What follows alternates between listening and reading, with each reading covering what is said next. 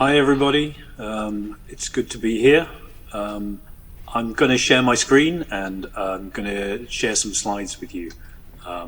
As we explained, I'm from the UK. We are from an organisation called Ethical Consumer, and we research consumer behaviour in the UK and beyond. And we were here speaking last year, and in the 12 months since we've been here, we've continued to see really strong growth in ethical buying by consumers in pretty much all the sectors that we look at.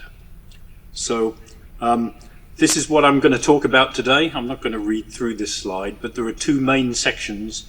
I'm going to explain about how we think that the strong growth in ethical buying is driven by concern around the climate crisis. Last year, we weren't sure whether it was the pandemic or the climate crisis that was driving the interest that we saw. Now we are sure it is the climate crisis. There has been much more research, and we think that is growing, that is driving consumers to more ethical behaviours very, very fast in UK and Europe. So I'm going to talk a little bit about some of the evidence that we have for that and some of the interventions that we've made at Ethical Consumer and some of the moves that government are beginning to make in that space too because of this strong growth. And in the second part of what I'm going to talk about will be just in how the last 12 months we've seen consumers respond to specific COVID-related issues with creativity and invention to try to find some kind of sustainability and justice around them. So, my next slide is almost certainly going to turn up. There we go. So, this is a piece of research that shows the growth in the UK market across food and drink, home, transport and travel, personal products, and money and other items. And as you can see in this column here, we can see the growth. This is a measure of sales and not intentions. So in food and drink, ethical food sales have gone up by 12%, which is a lot. That's a big growth for 1 year.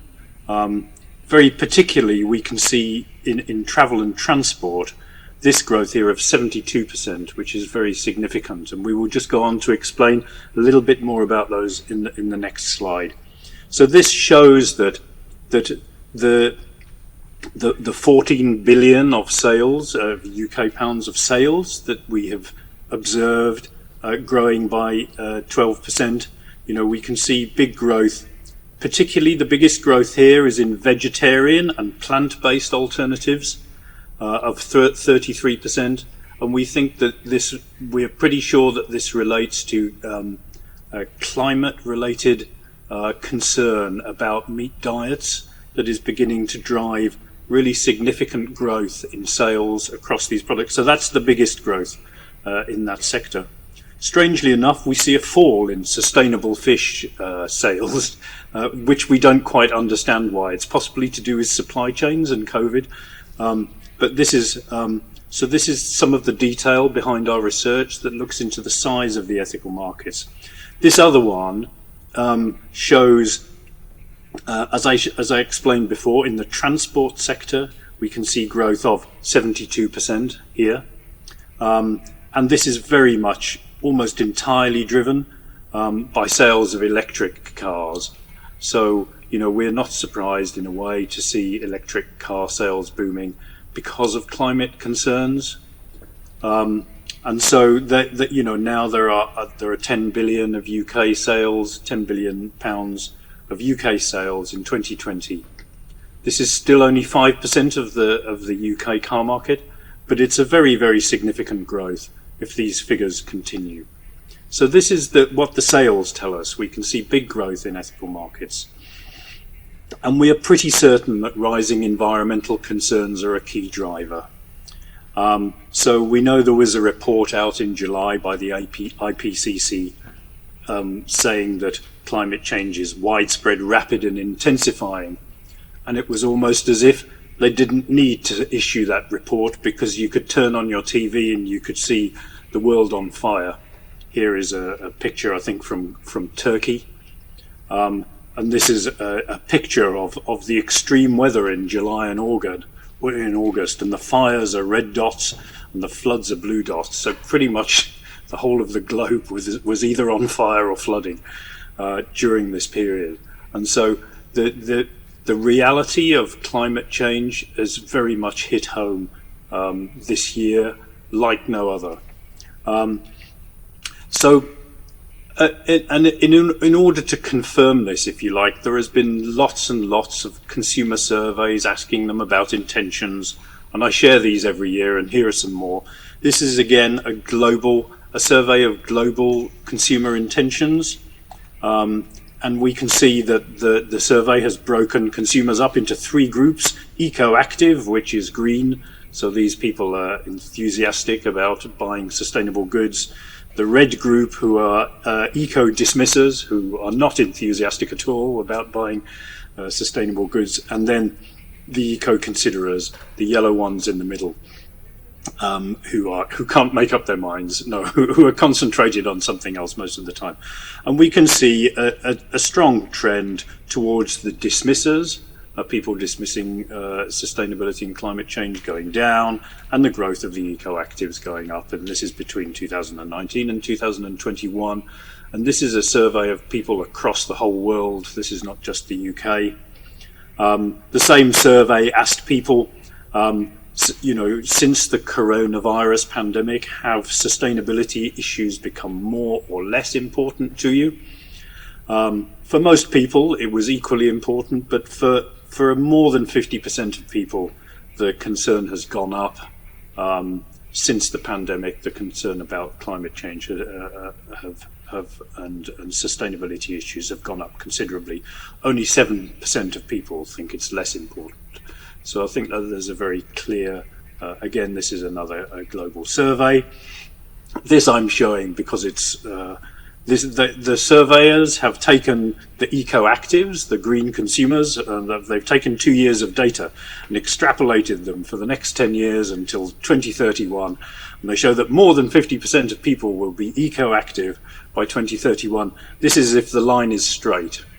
So there are many reasons why the line might not be straight, or it might indeed be even better and go up higher than this. And we'll talk a little bit about that later. So I'm going on to my next slide. Just says COP26 drive civil society actions. So we also have COP26. It's going on in the UK. There are lots and lots of civil society groups who are issuing reports and doing research or doing campaigns in order to try and influence the climate crisis discussion. And this is everything from the Consumers Association in the UK, which is supporting consumers in the transition to net zero, came out earlier in October, to this global organisation that tracks all the governments and their performance on climate targets, to this group of protesters who sit in the road until the UK government insulates its homes properly, and so it's a direct action group. So civil society actions are proliferating everywhere, particularly in the UK at the moment around COP26. So I was going to explain, Ethical Consumer has made, so the organisation that I work for in the UK has made its own intervention called Closing the Climate Gap. And with it, we have looked at the previous, if I go back to this, this next one here, we can see that eco-actives may grow like this if everything remains the same by 2031. However, we know that in order for the climate crisis to be properly addressed, we don't need 50% of people to be driving electric cars by 2031. We need everybody to be driving electric cars. So actually, we don't really want to be giving eco-dismissers too much choice. And because of this, we understand that the growth of ethical buying is not necessarily going to be fast enough on its own to address the climate crisis that has become so severe. This means that as consumer activists, we're looking more at becoming involved in asking government to intervene in consumer markets in order to help consumers make the right choices. This is just a little slide from our previous consumer markets report study. This shows what happens if you have government intervention in a market. This is sales of solar panels that people put on their roof to generate electricity. And in the first kind of 9 years in the UK, nothing much happened. And then the government introduced a generous subsidy, and all of a sudden the sales went from 100 million to 1.5 billion in 1 year. And it shows what you can do with a government intervention in a market. So because of this, this is a complicated card, and I won't expect everyone to read it. We have tried to put the actions that consumers need to take in order to make society sustainable, like drive electric cars and install electric heating and all this kind of thing. We have tried to situate them alongside actions that government need to do and actions that companies need to do at the same time. And this is because this gives consumers an idea that they aren't the only people having to solve this problem. This is a problem that involves everyone working together. And this little chart here shows what we think the UK government needs to do across food, heating, transport, and buying of consumer products. And there's lots of detail in that slide, and there's lots of detail in this report. You can download it too. It's very good. So just finally on the climate change stuff. So because consumers have become green buying and sustainable consumption has become much more important, governments have become more concerned about greenwashing. And we know that companies sometimes make claims around green impacts that are not true.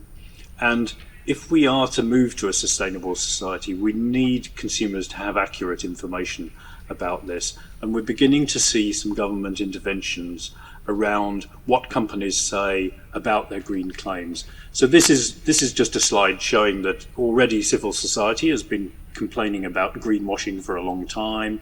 This is something about Pepsi. This is a report about a claim that clothing companies, 60% of their sustainability claims are greenwashing. That's quite a big claim in this report. And this is just a little quote from Greta Thunberg, who says that even governments' net zero targets can be greenwashing, so we have to be careful about even the government. So we need to take greenwashing seriously now that sustainable consumption is becoming more important. This is a chart which shows countries around the world that have formal reporting requirements around carbon for companies. So they're beginning to make companies adopt certain behaviours around carbon, and the ones in green are the countries that have some rules around what companies have to say around carbon. They're obviously not quite as much as we would like them to say, but they're making a start. So we're beginning to see that proliferate around the world. This is also in the UK and Europe. The last 12 months, we've seen a lot of activity around what people call ethical investments or ethical financial products or ESG or sustainable investments. They have a lot of names. These have also been increasing very, very quickly, growing very, very fast in the last 2 years. And the governments of Europe and the UK and the US are very concerned that the companies' claims around these need some control. And so we're beginning to see governments introduce new regulations around financial products claiming to be green. So that was my section about how climate change, I think, is driving a rapid growth in sustainable consumer behaviours. So this next little bit is just around some very specific things that have happened in the last 12 months around COVID-19.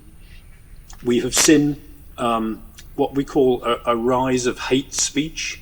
And this is people just being rude to each other online, by and large.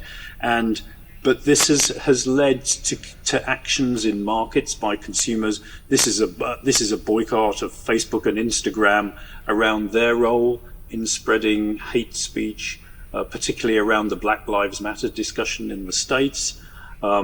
This is another one in the UK, very specifically. Some companies were called out for supporting a TV channel that was anti-migration, and the companies like IKEA and Sainsbury's and Vodafone, they pulled their ads from these TV markets.